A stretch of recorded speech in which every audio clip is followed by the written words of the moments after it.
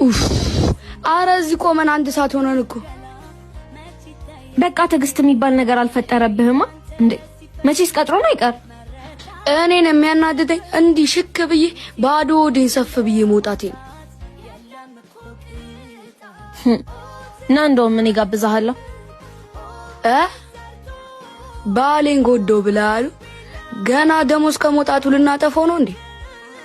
ተው እባክሽ አመት አይኖርና እኔ ተናግሬያለሁ። ለነገሩ ልክ ነሽ።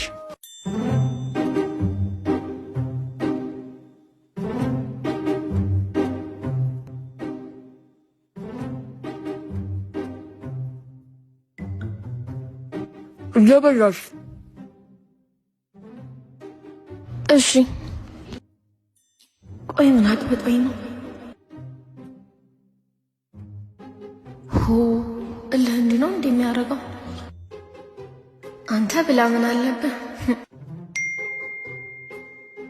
ቴክስት ላከ። ምን አለ? ይቅርታ አስቸኳይ ስራ አጋጥሞኝ ነው። ቅምጥልን ክሳለው በይልኝ።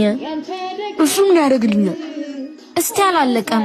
ለዛሬ ግን ምሳ ብሉ ብር ልኬላችሁ